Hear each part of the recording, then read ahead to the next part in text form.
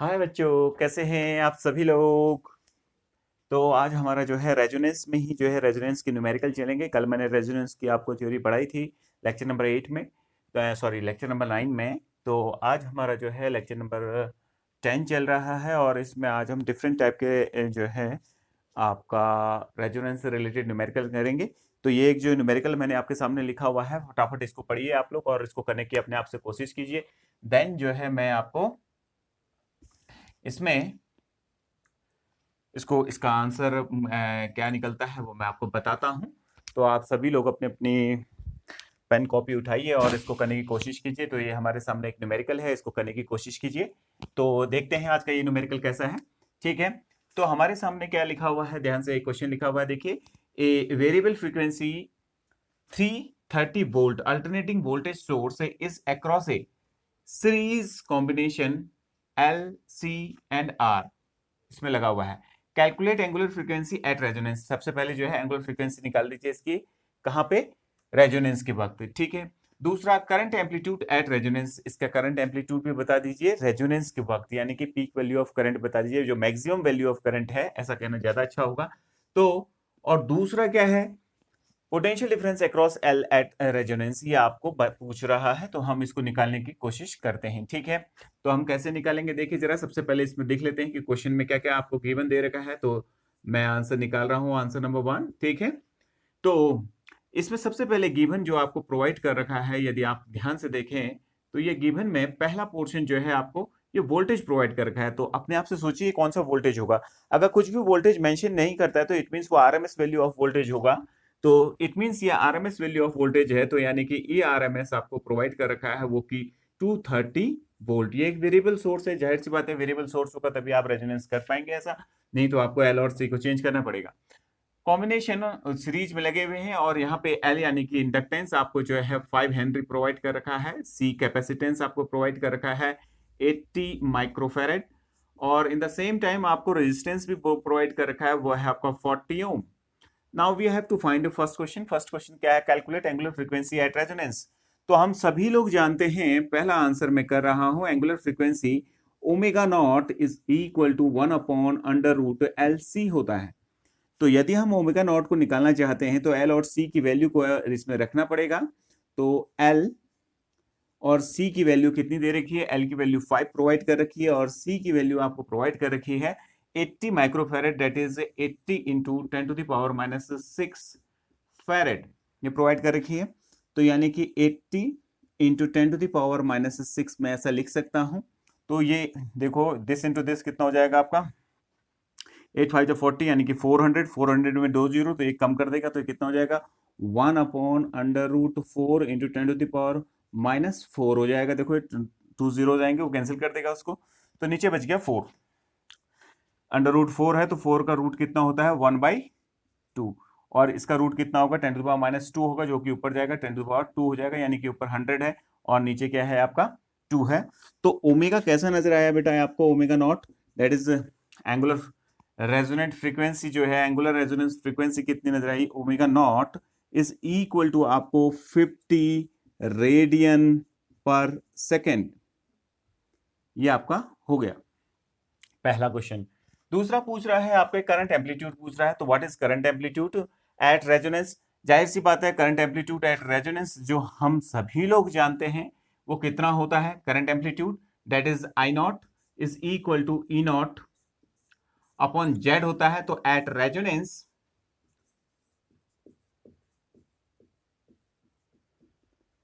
Z is equal to R हो जाता है, that is the minimum impedance of the circuit हो जाता है। तो उस वक्त हम इसी आई नॉट को कैसे प्रोवाइड कर लिख सकते हैं, तो E not upon Z, Z is your are.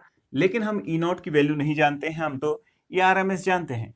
तो ई आर एम एस की जो वैल्यू है, ध्यान से देखिए, E R M S is equal to कितना होता है, ई नॉट अपॉन √2। मुझे तो ई नॉट की वैल्यू लिखनी है, तो क्या लिखूंगा, E R M S into √2 upon R. अब इनकी वैल्यूज को रख लेते हैं और इसको सॉल्व कर लेते हैं।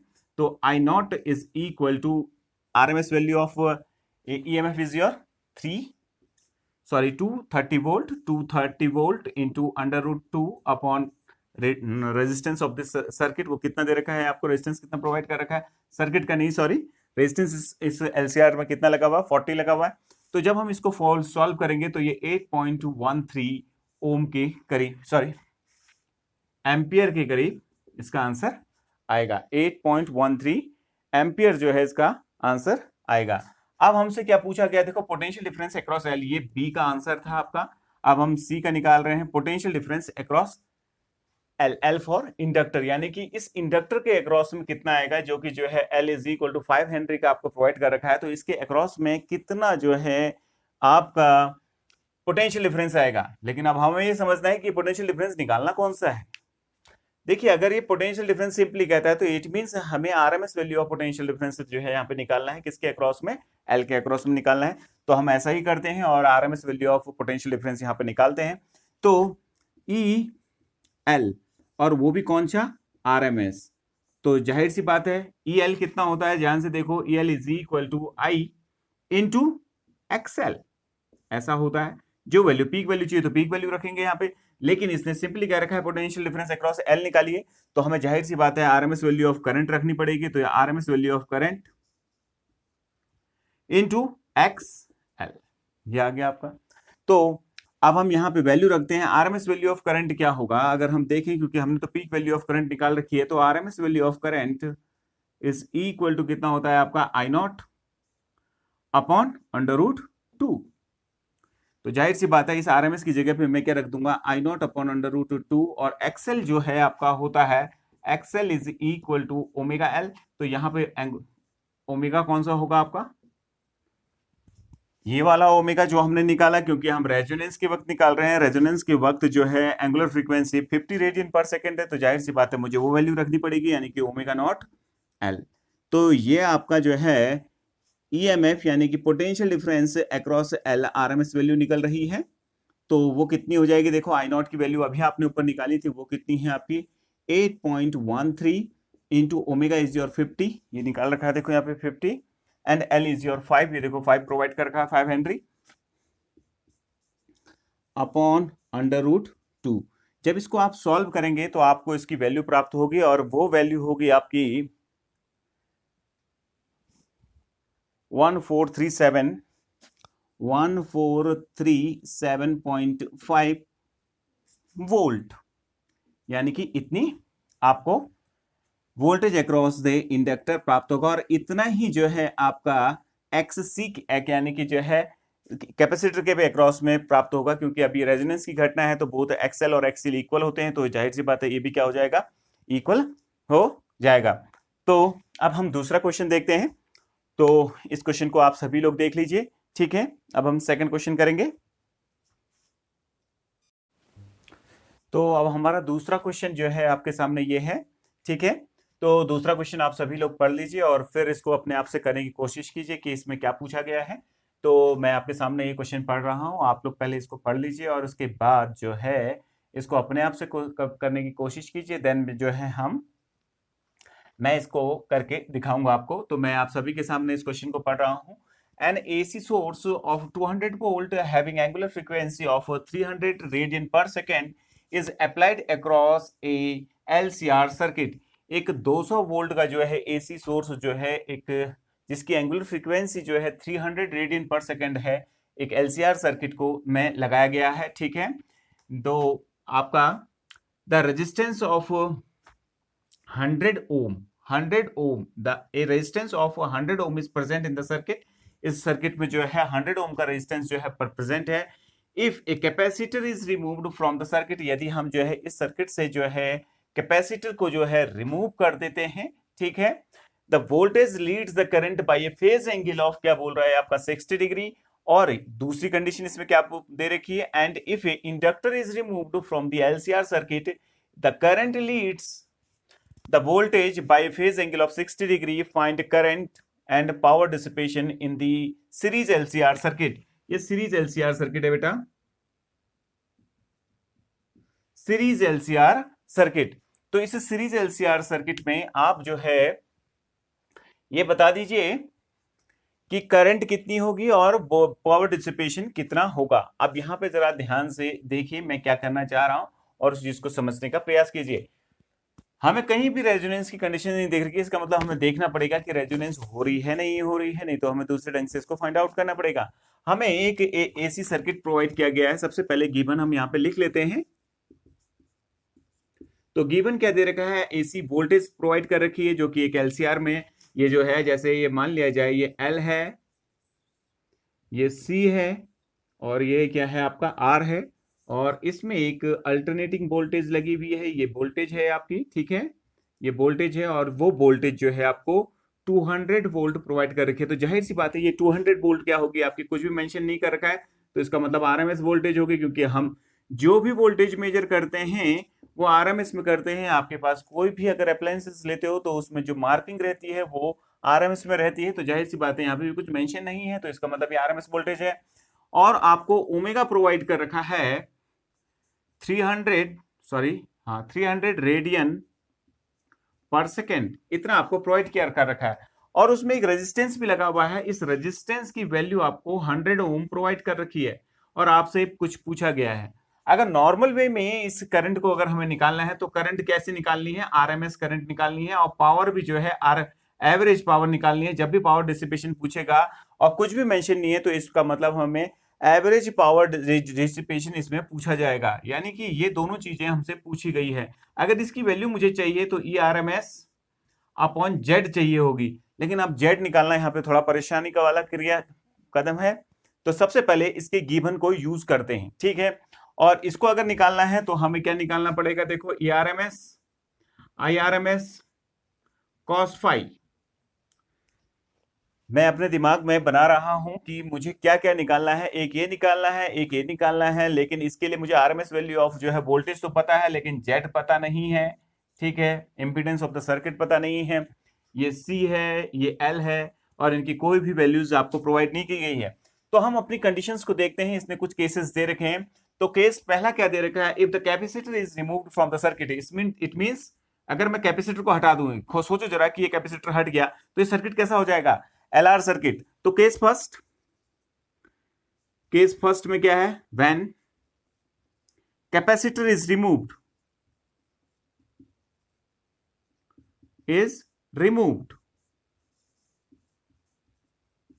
यदि कैसे कैपेसिटर को रिमूव कर दोगे तो सर्किट कैसा हो जाएगा भाई, इंडक्टिव हो जाएगा, क्योंकि एल और आर है तो इंडक्टिव हो जाएगा, जाहिर सी बात है वोल्टेज आगे चलेगी, और ये कह भी ऐसा ही रहा होगा, voltage leads the current by phase angle of 60 degree.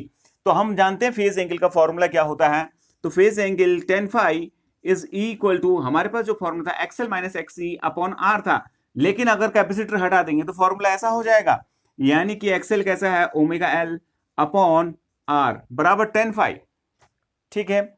और फाई हमें इस केस के लिए कितना दे रखा है, 60 डिग्री दे रखा है। देखो 60 डिग्री जो है वोल्टेज आगे चल रही है, ऐसा बोल रहा है, voltage leads the current by phase angle of 60 degree, ये दिख रहा है आपको। तो यहाँ पे मैंने लिख देना है tan 60 which is equal to omega L, यानी कि एक्सएल ही लिख लेते हैं यहाँ पे, XL upon are.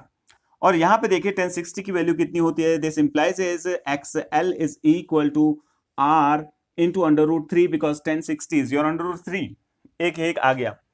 Case second क्या प्रोवाइड कर रखा है, देखिए बोल रहा है and if A inductor is removed, अब इसको रिमूव कर दिया तो कैसा सर्किट हो गया, सीआर सर्किट हो गया। When if inductor is removed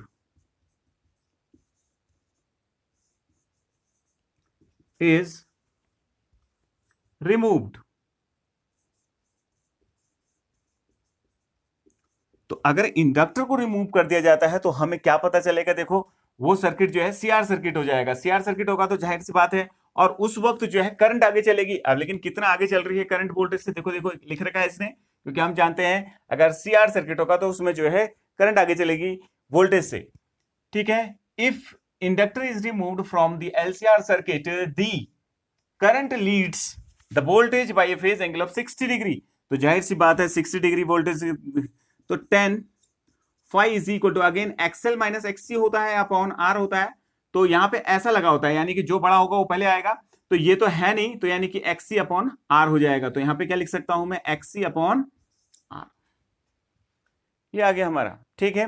और 10 60 प्रोवाइड कर रखा है, 10 फाइव जो है आपका 60 प्रोवाइड कर रखा है, तो ये आपका XC आ गया अपॉन R, और XC is equal to √3R।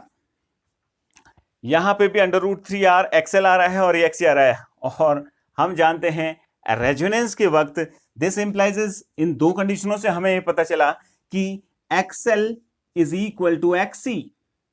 अगर ऐसा है, अगर XL XC के बराबर है, तो इसका मतलब क्या है, ये तो रेजोनेंस है, that is it is the case of resonance, ये तो रेजोनेंस का केस है। तो देखो कितना घुमा के क्वेश्चन को दे रखा है, उसने बोला नहीं कि रेजोनेंस हो रही है, क्योंकि जब हम इसको कर रहे होंगे, अभी तो मैंने जो है टॉपिक को स्टार्ट ही ऐसे किया कि हम रेजोनेंस से संबंधित जो है क्वेश्चन कर रहे हैं सीरीज LCR में, तो आप डायरेक्ट वही सोचने लग जाओगे। लेकिन जब ये जो है आप एग्जाम या किसी कंपटीशन में बैठोगे, तो उस दिन आपको ऐसा समझ में नहीं आएगा, तो उस दिन आपको सोचना पड़ेगा। तो इसलिए प्लीज जो है इस क्वेश्चन को देखिए, ठीक है। तो XL XC यानी कि जो है रेजोनेंस की कंडीशन, और रेजोनेंस की कंडीशन जब भी कभी होगी, तो जाहिर सी बात है उस वक्त Z is equal to R हो जाता है, because XL is equal to XC, तो Z इंपिडेंस जो है सर्किट का जो है किसके बराबर हो जाता है, R के बराबर हो जाता है। तो अब हमें जो है आसानी से करंट को हम निकाल सकते हैं। तो ये पूछ रहा है करंट, तो IRMS, पहला क्वेश्चन जो है IRMS निकाल रहा हूं, वो क्या हो जाएगा आपका ERMS upon Z, which is equal to ERMS upon Z, Z is your R। तो IRMS कितना नजर आएगा बेटा, देखो IRMS कितना नजर आएगा, ERMS की वैल्यू कितनी है आपके पास, 200। मैंने पहले ही बोला था कि जब वोल्टेज कुछ भी मेंशन नहीं कर रखी होगी, तो इसका मतलब वो जो है RMS वैल्यूज होंगी, ठीक है।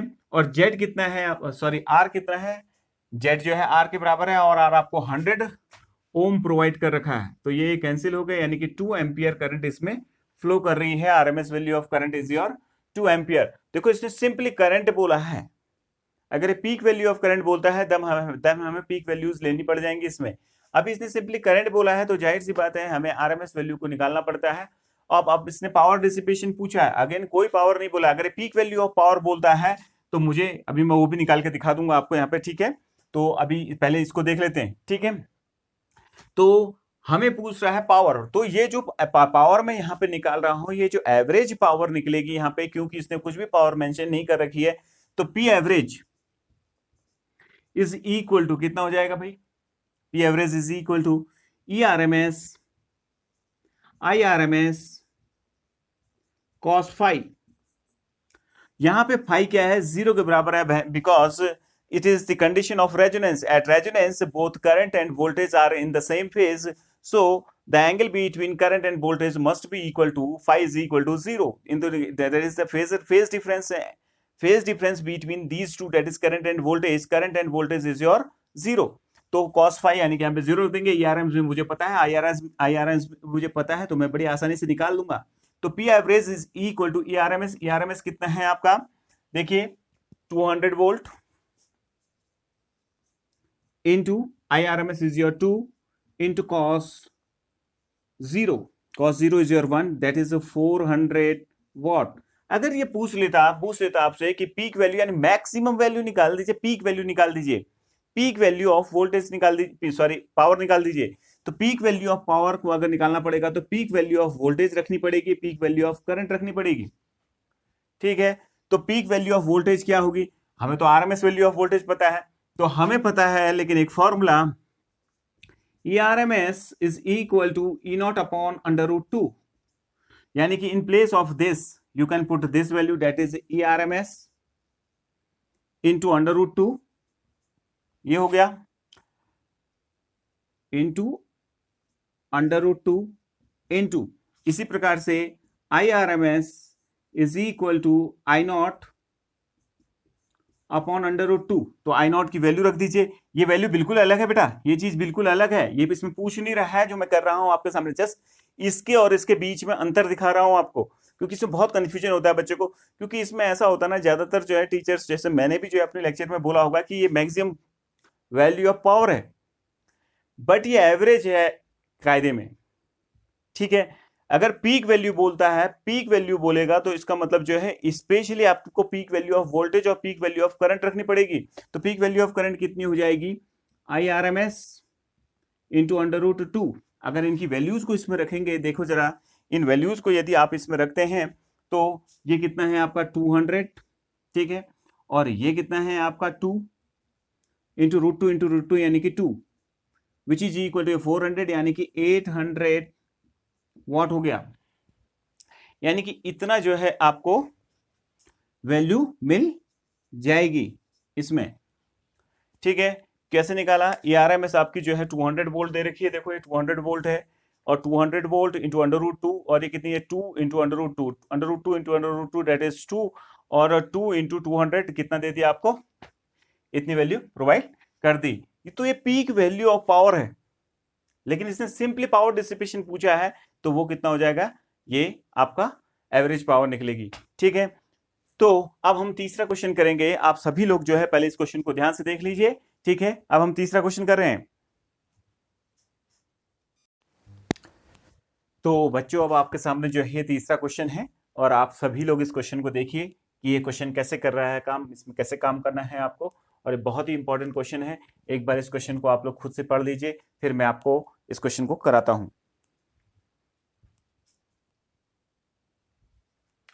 तो देखिए, एक बार वीडियो पॉज कर लीजिए और अपने आप से करने की कोशिश कीजिए कि ये क्वेश्चन क्या कह रहा है, ठीक है। तो सबसे पहले देखते हैं कि क्या क्या हमें दे रखा है और इसमें क्या क्या निकालना है। A series LCR circuit is connected to a 45 sin omega t volt source, ठीक है। यानी कि आपको इंस्टेंटेनियस वोल्टेज जितनी अप्लाई कर रखी है LCR सर्किट में। और उसके बाद क्या बोला जा रहा है, ध्यान से देखते हैं। A resonant angular frequency of the circuit is 10⁵ radian per second. या इसकी यानी कि जो है इसकी एक रेजोनेंट फ्रीक्वेंसी जो एंगुलर है, रेजोनेंट फ्रीक्वेंसी है वो 10⁵ रेडियन पर सेकेंड आपको प्रोवाइड कर रखी है। And current amplitude eight resonance is your I0। ये I0 से बोल रहा है कि उस वक्त जो है कुछ करंट एम्पलीट्यूड रहा होगा और जिसकी वैल्यू जो है कितनी है आपकी I0 है। When angular frequency of the source is omega is equal to 8 into 10⁴ radian per second, the current amplitude in the circuit is 0.05 I0। ये आपको प्रोवाइड कर रखिए। इफ L is equal to 50 milli henry match list 1 to list 2, आपको इस list की जितने भी यहाँ पे चीजें पूछी गई हों उसको लिस्ट 2 से जो है मैच कर दीजिए। जैसे पहला पूछा गया है कि I0 इन मिली एम्पियर, I0 को मिली एम्पियर में मेजर कीजिए और उसकी वैल्यू इसमें से कौन सी होगी ये बता दीजिए। क्यू फैक्टर पूछ रहा है, दूसरा आपसे बैंडविड्थ पूछ रहा है, तीसरा आपसे जो है पावर डिसिपेशन पूछ रहा है, लेकिन वो भी पीक, ठीक है। ऐसा कुछ दिया गया है। तो सबसे पहले जो हमें गिवन दे रखा है उसको लिखने की कोशिश करते हैं। तो हमें गिवन क्या प्रोवाइड कर रखा है हम यहाँ पे लिख रहे हैं। तो गिवन हमें दे रखा है, देखो एक अल्टरनेटिंग वोल्टेज लगा रखा है E इज इक्वल टू कितना प्रोवाइड कर रखा है instantaneous voltage 45 sin omega T, और इससे पता चलता है कि आपको E0 गिवन है और E0 कितना दे रखा है 45 प्रोवाइड कर रखा है वोल्ट, ठीक है। ये आ गया, इतना सबको समझ में आ रहा होगा। दूसरा क्या बोल रहा है कि रेजोनेंट एंगुलर फ्रीक्वेंसी कितना प्रोवाइड कर रखी है आपको, रेजोनेंट एंगुलर फ्रीक्वेंसी यानी कि ओमेगा नॉट आपको प्रोवाइड कर रखा है 10⁵ रेडियन पर सेकेंड, इतना प्रोवाइड कर रखा है। और इस वक्त करंट एम्पलीट्यूड कितना है I0 है।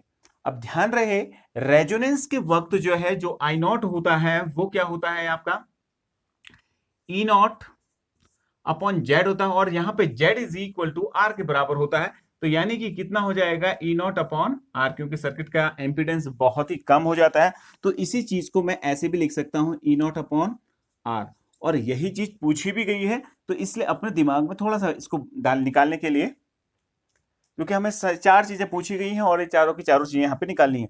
और एक कोई फ्रीक्वेंसी रही होगी। अब ये दूसरा क्वेश्चन इसमें पूछ रहा है, सॉरी दूसरी चीज आपको दे रखा है, when angular frequency of the source is omega is equal to 8 into 10⁴ radian per second, the current amplitude in the circuit is 0.05 this, that is of I0, 0.05 of I0। तो यानी कि जब omega is equal to 8 into 10⁴ radian per second है। तो उस वक्त जो आई रहा होगा उसके अंदर जो भी आई रहा होगा, वो जो एम्पलीट्यूड है, करंट का एम्पलीट्यूड है, आई नॉट डैश कर लेता हूं मैं उसको। ये ध्यान रहिए, ये रेजोनेंट नहीं है, कोई होगी frequency. I not is equal to कितना है आपका 0.05 ऑफ आई नॉट, ये आ गया, यानी कि रेजोनेंट की 0.05 आई नॉट है। तो आपसे ये कुछ चीजें पूछी गई हैं और एक और चीज प्रोवाइड कर रखी है, यहां पे आपको इंडक्टेंस भी दे रखा है। तो L इज इक्वल टू आपको कितना 50 मिली हेनरी प्रोवाइड कर रखा है, milli henry, that is 50 into 10⁻³ henry provide कर रखा है। तो हमें ये निकालना है और इसके लिए क्या किस चीज की जरूरत पड़ेगी? देखो आई नॉट को अगर निकालना है तो ई नॉट तो आपको पता है, देखो ई नॉट आपको प्रोवाइड कर रखा है। काश हमारे पास आर होता, तो उस आर को निकालने के लिए ही अब हमें डिफरेंट कंडीशंस को निकालना पड़ेगा, डिफरेंट कंडीशंस को देखना पड़ेगा, वही हम लोग यहाँ पे कर रहे हैं। अब उस आर अगर एक बार निकल जाएगा तो ये पीक वैल्यू ऑफ करंट निकालेगी, देन उसके बाद इनको निकालना और इजी होगा। तो सबसे पहले हम क्या करते हैं, उस आर को निकालने की कोशिश करते हैं। तो क्योंकि ये LCR सर्किट है, इसमें L भी प्रोवाइड कर रखा है, देखो L प्रोवाइड कर रखा है, हमको C प्रोवाइड नहीं कर रखा है, तो C को निकालने की कोशिश करते हैं। तो हम जानते हैं एट रेजोनेंस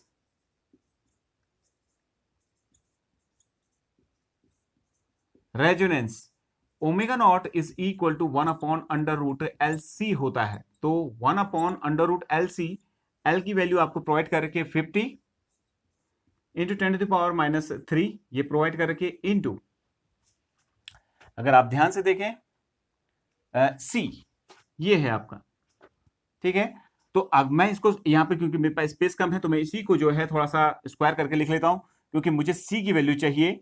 तो ये आ गया, this implies C, squaring both side करूंगा तो मुझे C के लिए सॉल्व कर दूं यदि इसको, तो C इज इक्वल टू कितना हो जाएगा 1/ इसका स्क्वायर हो जाएगा, देखो नीचे आ जाएगा omega naught square into L, ऐसा आ जाएगा।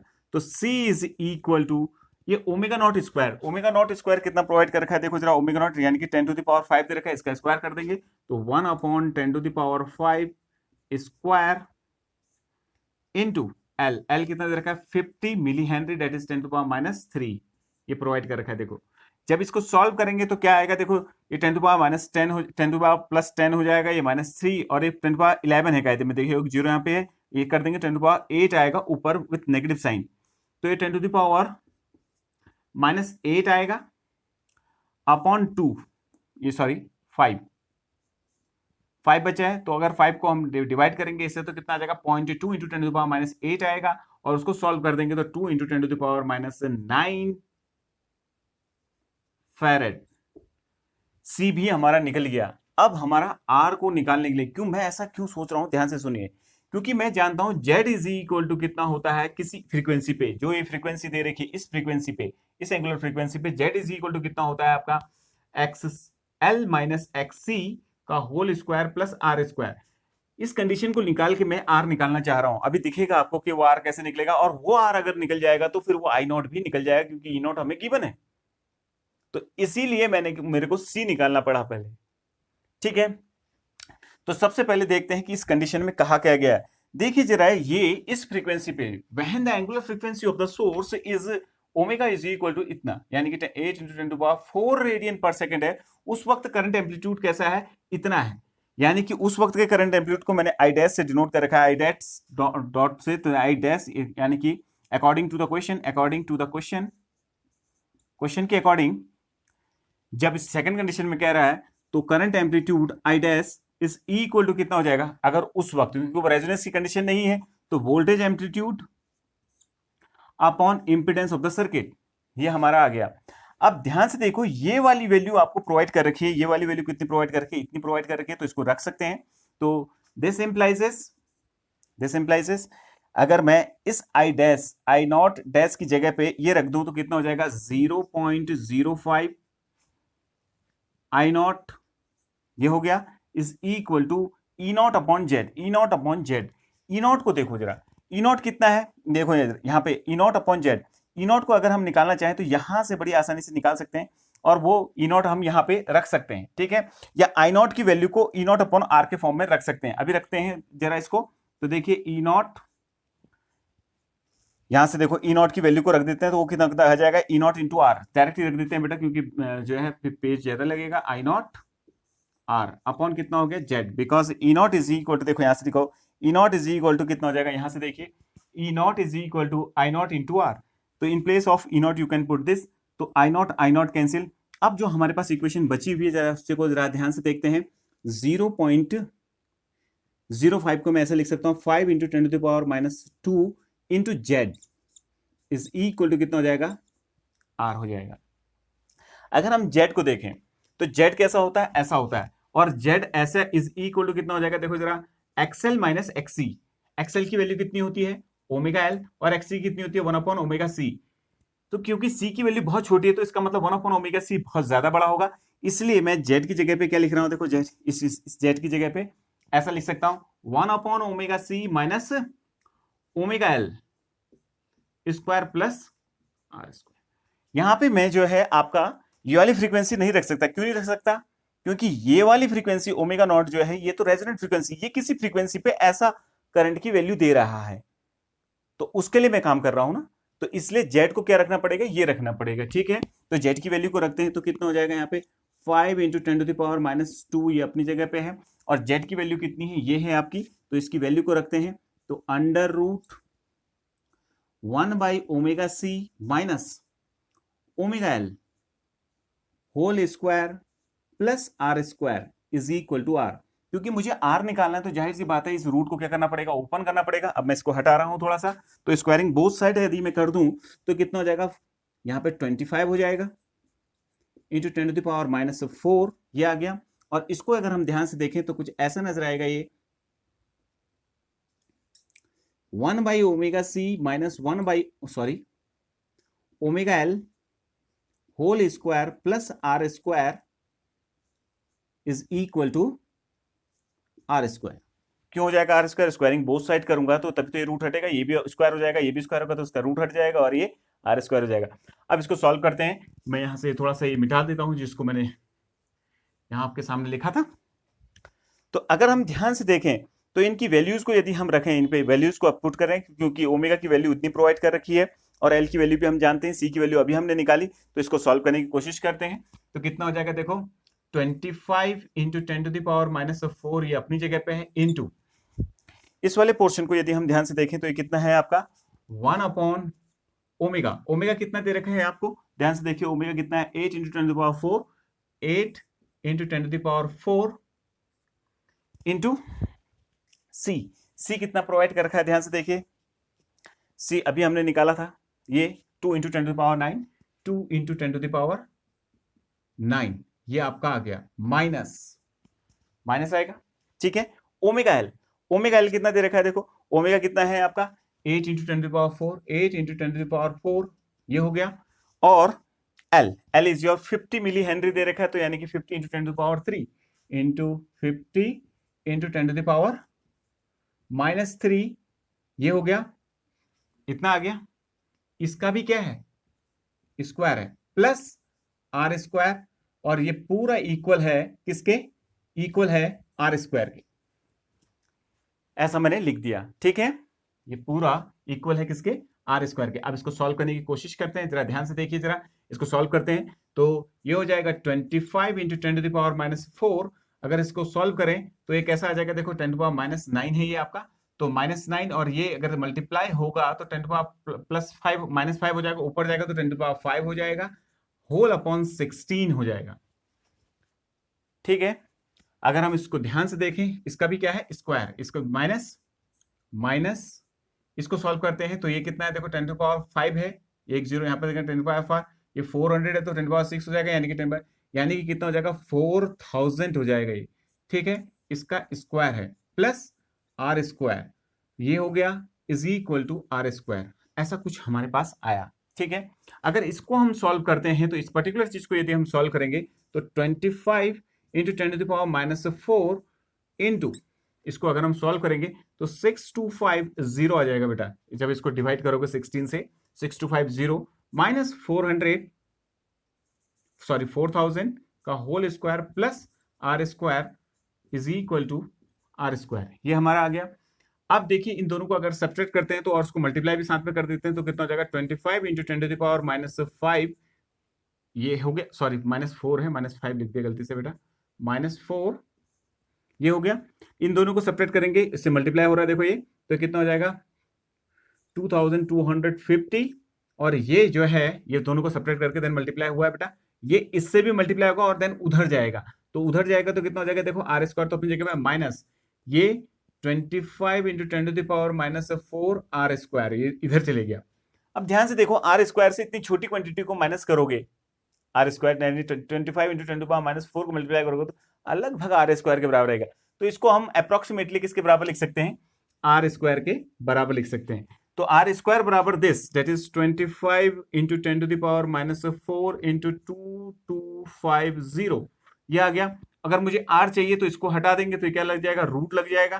तो r बराबर कितना आ गया, ध्यान से देखिए, इसको जब सॉल्व करेंगे तो 112.5 ओम, यानी कि हमारी r की समस्या सॉल्व हो गई बड़ी इजीली। ठीक है, तो r हमारा आ गया। अब हम इसकी वैल्यूज को निकाल सकते हैं। देखिए I naught in milli ampere, I naught milli ampere पे पूछ रहा है, तो आई नॉट होगा कितना, वो भी रेजोनेंट की वैल्यू है क्योंकि I not is your resonant value. देखो at resonance is I naught, I naught की वैल्यू कितनी होगी रेजोनेंट में, peak value of voltage upon Z which is equal to, अब पहला निकाल रहे हैं, फर्स्ट आंसर निकाल रहे हैं, ये वाला ए वाला निकाल रहे हैं, तो आंसर ए निकाल रहा हूं बेटा।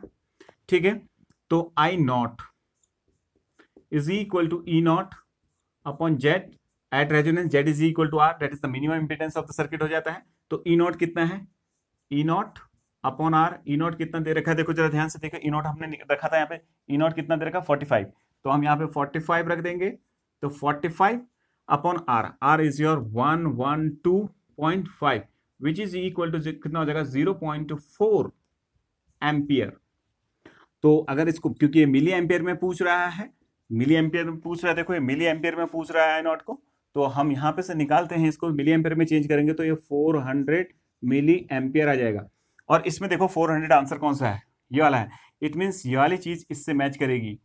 ठीक है, मैंने यहाँ पे मैच कर दिया, पहला आंसर हो गया आपका। ठीक है, अब सी बी वाला क्वेश्चन करते हैं।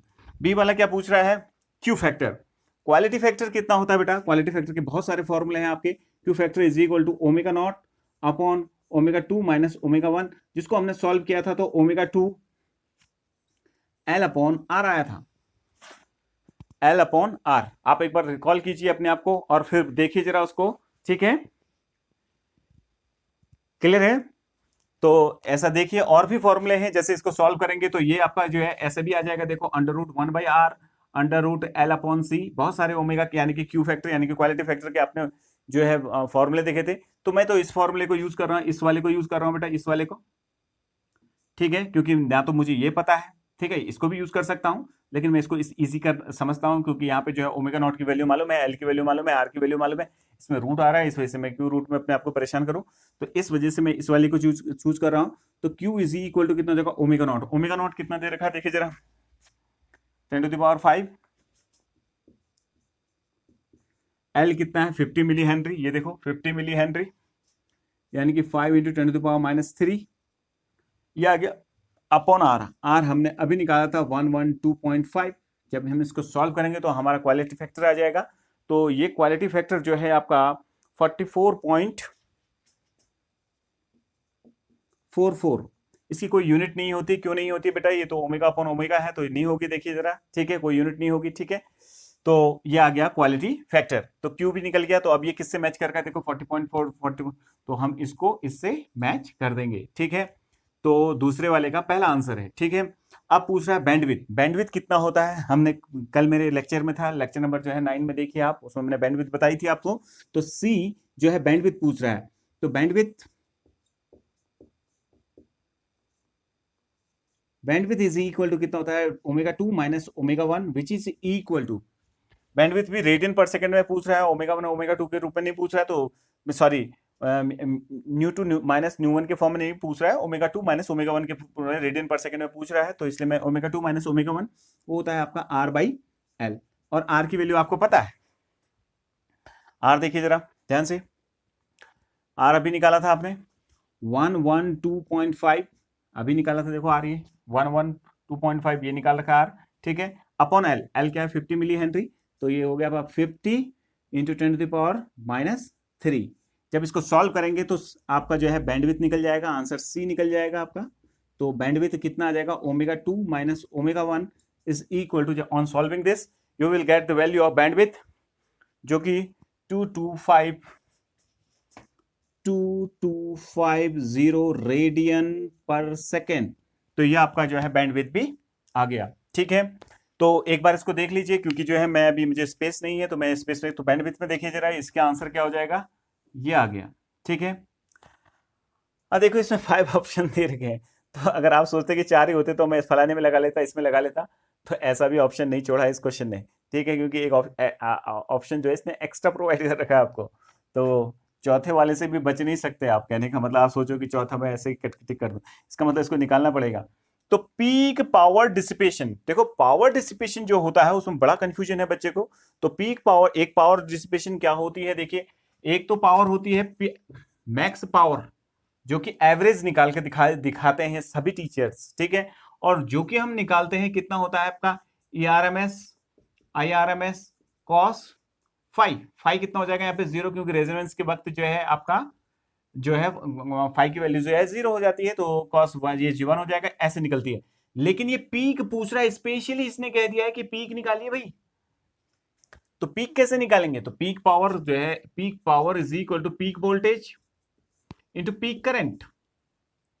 तो पीक पावर को अब मैं निकाल रहा हूं यहाँ पे, ठीक है।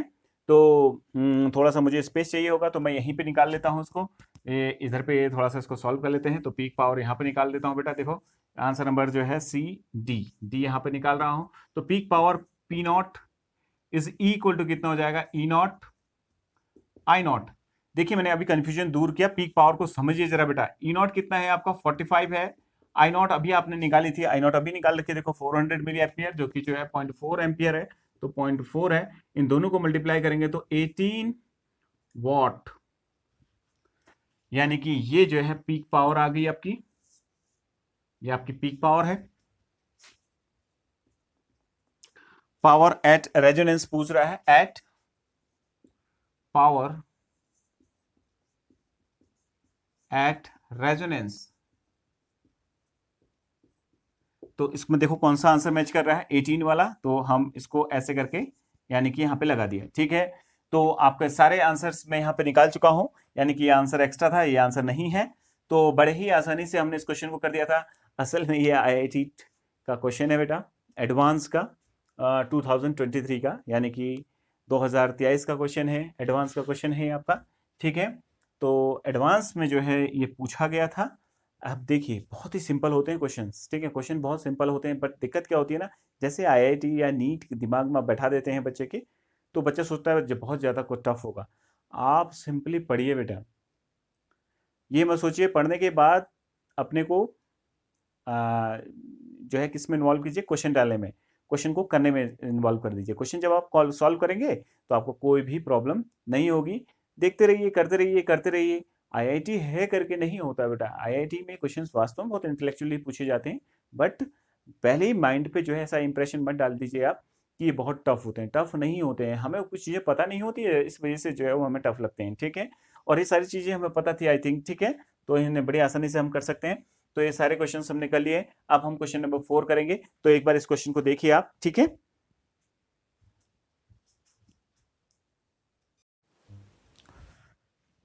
तो अब हमारा जो है क्वेश्चन नंबर 4 है, और अगेन आपके सामने है। तो 4 नंबर का क्वेश्चन आप देखिए, और सभी लोग इसको जो है करने की कोशिश कीजिए अपने हिसाब से। तो फिर देखते हैं, मैं आपके सामने इस क्वेश्चन को करूंगा। तो अभी हमारे पास क्वेश्चन नंबर 4 है, पहले आप देख लीजिए बेटा प्लीज इसको, ठीक है, और पॉज कीजिए वीडियो को, और वीडियो को पॉज करने के बाद अपने आप से करने की कोशिश कीजिए। तो सबसे पहले देखिए क्वेश्चन पढ़ते हैं। An inductor of 10 milli henry, capacitor of 1 microfarad and resistor of 3 ohm is connected in series to a source of 15 cos omega t volt। इससे लगा दिया गया है। अब इसे घबराओ मत, कॉस करते साइन किया, मैंने शुरू में बता रखा है कि इससे कोई प्रॉब्लम नहीं होगी, ठीक है, क्लियर है। फाइंड, यानी कि ये साइन, ये कॉस, ये साइन है, यानी कि कॉस साइन एक जैसा है लगभग यहाँ पे, ठीक है। तो आपको इससे घबराना नहीं है, जस्ट जो है आपको कंफ्यूज करने के लिए दे रखा है। Find current amplitude and power dissipation at frequency 10% less than the resonance frequency. अब ध्यान से सुनिए जरा, रेजोनेंस फ्रीक्वेंसी से 10% लेस पे आपको निकालना है ये सारी चीजें। अगर रेजोनेंस पे होती तो बड़ी आसानी से निकल जाता। अब ये बात करते हैं, पहले लिख लेते हैं गिवन इसमें क्या क्या प्रोवाइड कर रखा है आपको। तो हमारे सामने जो गिवन आपको प्रोवाइड कर रखा है वो एक इंडक्टर दे रखा है जो कि 10 मिली हेनरी का है, milli henry, that is 10 into 10⁻³ तो which is equal to 10⁻² henry. ये आपको प्रोवाइड कर रखा है। एक कैपेसिटर दे रखा है जो कि 1 माइक्रोफेरेड है, यानी कि 10⁻⁶ फेरेड प्रोवाइड कर रखा है आपको। और एक रजिस्टर प्रोवाइड कर रखा है एलसीआर में जो कि जो है आपका 3 ओम का है, ठीक है। तो आपसे बोला गया है, और एक सोर्स दे रखा है, उसका वोल्टेज आपको प्रोवाइड कर रखा है। तो E इज इक्वल टू कितना दे रखा है, 15 कॉस ओमेगा टी। तो जाहिर सी बात है अगर इसको हम मैच करें तो ये पीक वैल्यू ऑफ वोल्टेज है, तो पीक वैल्यू ऑफ वोल्टेज आपको प्रोवाइड करके जो कि 15 वोल्ट है, यहां से हमें पता चला। तो हमें पूछ रहा है कि पावर निकालिए और amplitude, current amplitude at resistance पूछता तो हम डायरेक्ट निकालते हैं E0/R।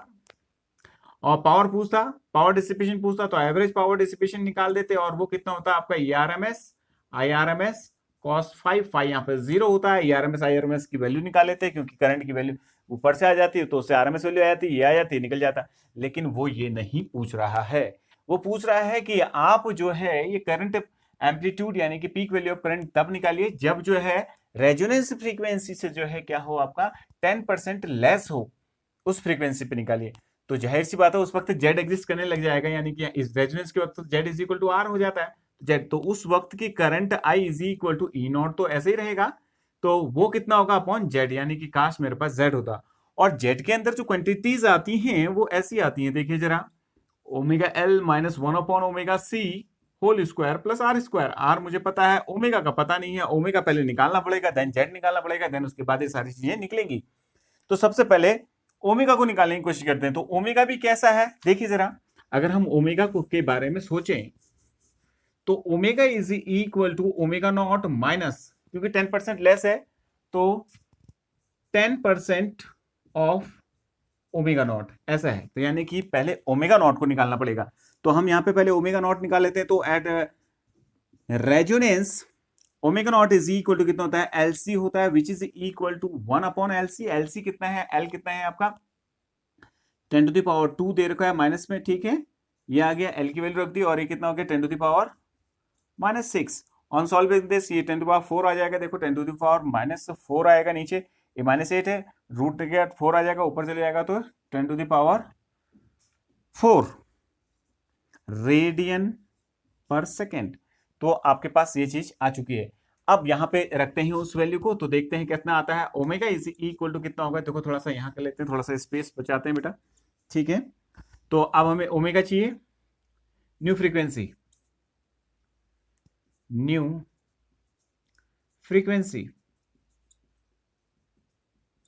Frequency omega is equal to omega naught according to the question. ये क्वेश्चन के अकॉर्डिंग है बेटा, जो क्वेश्चन कह रहा है उसके अकॉर्डिंग हम न्यू फ्रीक्वेंसी निकाल लेते हैं ओमेगा, ठीक है।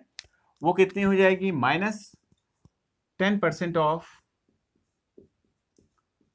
Omega nought, that is resonant frequency, ठीक है, angular frequency.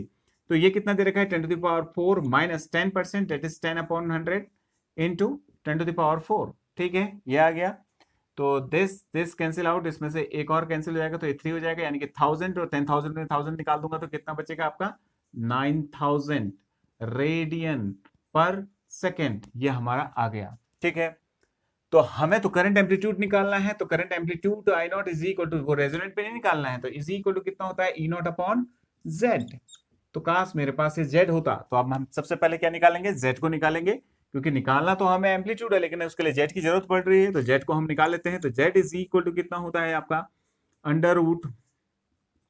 √XL minus XC। XL कितना होता है बेटा ओमेगा L माइनस 1/ओमेगा C whole square plus R square. तो ये हमारे पास है।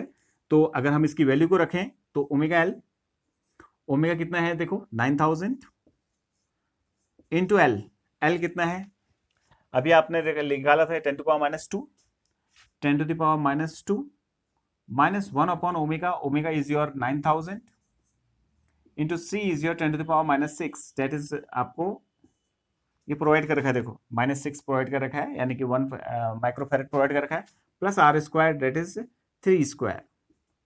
जब हम इसको सॉल्व करेंगे तो हमें Z मिल जाएगा, और उस Z की वैल्यू जो है आपकी आएगी 21.32। तो Z की वैल्यू जो है जब हम इसको सॉल्व करते हैं तो 21.32 ओम आ जाएगी।